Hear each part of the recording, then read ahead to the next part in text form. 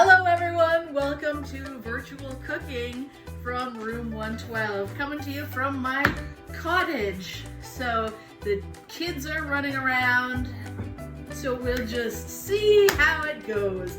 Today we are making cookies. Yesterday's activity was to sequence the order of the recipe. So yesterday, if you had access, you saw all the steps on paper. You were to cut those out and glue them in the appropriate order. Parents, I sent you a master sheet so that you could help guide the sequencing. So here we go. I have all of the ingredients here. If you have the ingredients at home, feel free to make it. You can make it along with me or on your own time. Do not think that you have to go out to the store right now to go and buy the required ingredients. When we get together again, whenever that happens to be, we can make this recipe as a class, but you have the paper recipe, so you'll have a good understanding of what is happening. So for this recipe, you will need a large bowl, a medium-sized bowl, some measuring cups, some measuring spoons, a spoon for stirring, and then all of your food ingredients. We'll need butter, sugar, some salt and brown sugar, vanilla, whoa, gonna have to go shopping soon, some flour, baking soda, and the best ingredient, the chippets. Now today I'm using white chocolate chips. Maybe we'll add in something fun later as well. All right, so on your procedure that you completed yesterday, we will know that step 1 says, with the help of an adult, heat your oven to 350 degrees. I want you to make sure that mom or dad or grandma, whoever is with you when you're turning on the stove. So the oven gets preheated to 350 degrees, so it starts to get warm. Next, we're gonna take our medium-sized bowl. We're gonna put that on the table. We're going to get our flour. Now I'm using all-purpose flour, which is probably the flour that you'll have in your home. It's the most common. I'm going to get my measuring cup. Now I need, how much do I need? Have a look at your recipe. I need to measure 2 1/4 cups of flour. So this measuring cup that I have here holds 2 cups. So I'm going to go ahead and fill that to the 2-cup line. I'm going to shake it around a little bit, make sure it's nice and level, and make sure that it's coming right up to that 2-cup line. I'm going to pour that in my bowl, but don't forget, I still need 1/4 cup because I need 2 1/4 cups of flour. So here's my 1/4 cup measuring cup, and I'm going to get that last 1/4 cup of flour and add that into my bowl. So that's perfect. We have 2 1/4 cups of flour. What's next on your recipe? Look at your procedure outline from yesterday. Who knows? I can't hear you, but shout it out anyway. Somebody said baking soda. All right, so here is our baking soda. How much baking soda do we need? Look at your recipe. We need 1 teaspoon of baking soda. Who ate my teaspoon? Here we go. 1 teaspoon of baking soda. Going in. We're gonna put that into the flour. Perfect. Next on your procedure, we need 1/2 teaspoon of, shout it out, salt. Good. 1/2 teaspoon of salt. So here we go. 1/2 teaspoon, ooh, making a big mess, ooh, bigger mess. 1/2 teaspoon of salt going into the flour and the baking soda mixture. And I use my measuring spoon for that. So now that's perfect. I'm gonna take this bowl and set it aside because we're done with this for right now. Now I'm going to get my large bowl and put it on the table. This is the interesting part. We need butter. Now it could be difficult to measure butter, but if you look at the side of the butter, you'll see that there are measurements along the side. So we need 1 cup of butter.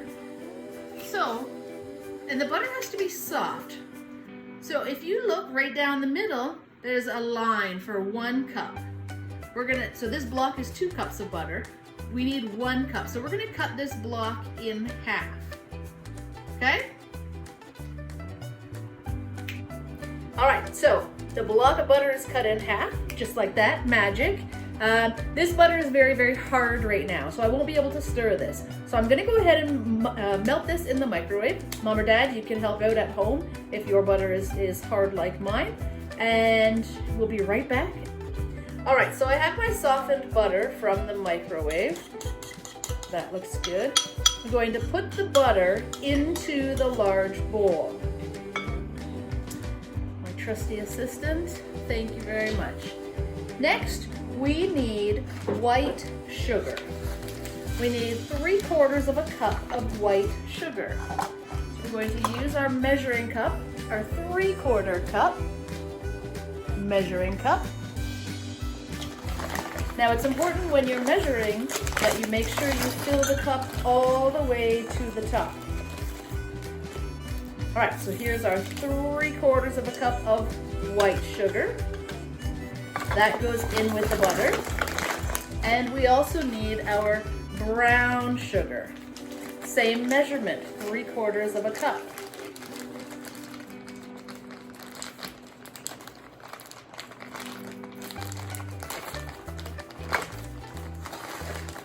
All right. Again, fill that measuring cup all the way up to the top. And in it goes. It's like a little sand castle. So now we're going to stir our sugars and our butter together with our spoon. Now you're going to want to stir this for about a minute. You want to make sure that it's all mixed in together. You don't want to leave any of that sugar out on its own. It would be so sad. So we'll stir. As you stir it, it's going to get a little bit light and a little bit fluffy, which is exactly what we want to have happen.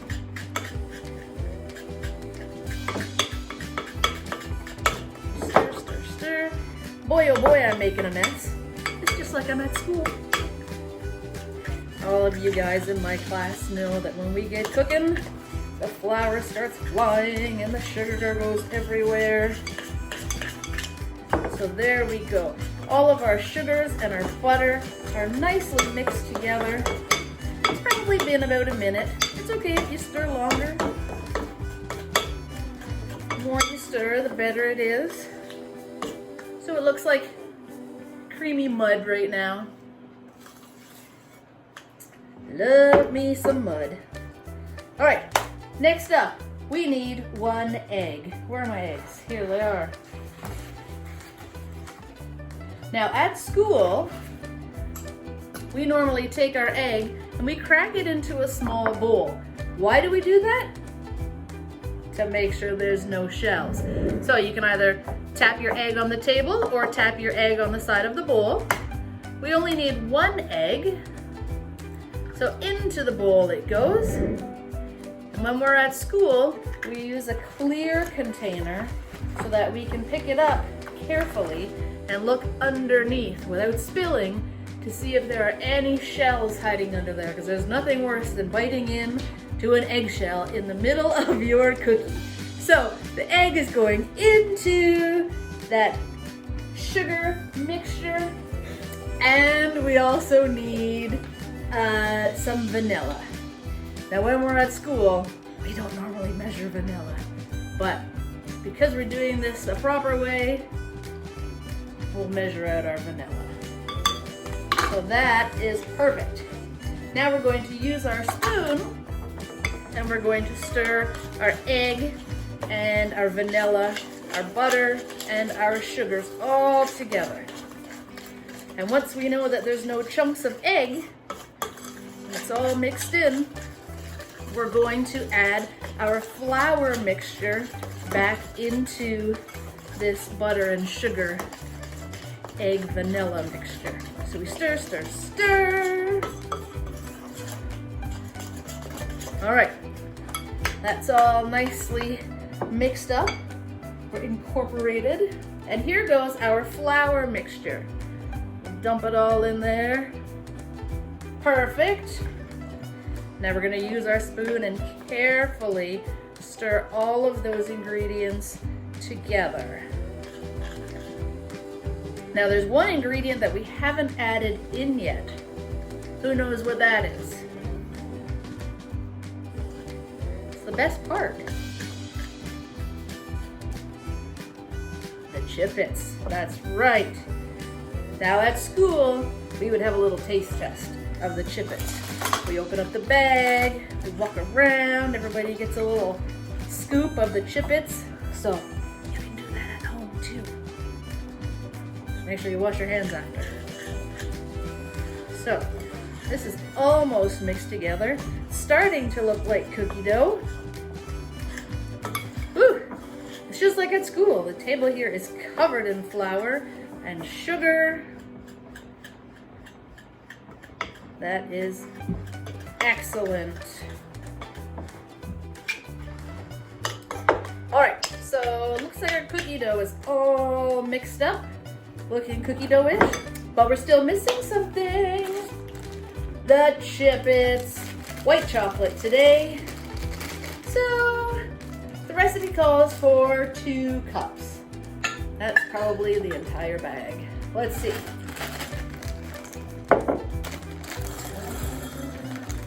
Not even. Well, you know what we're gonna have to do? We're gonna have to improvise. Could you get me some chocolate chips, please? We don't have 2 cups of chippets.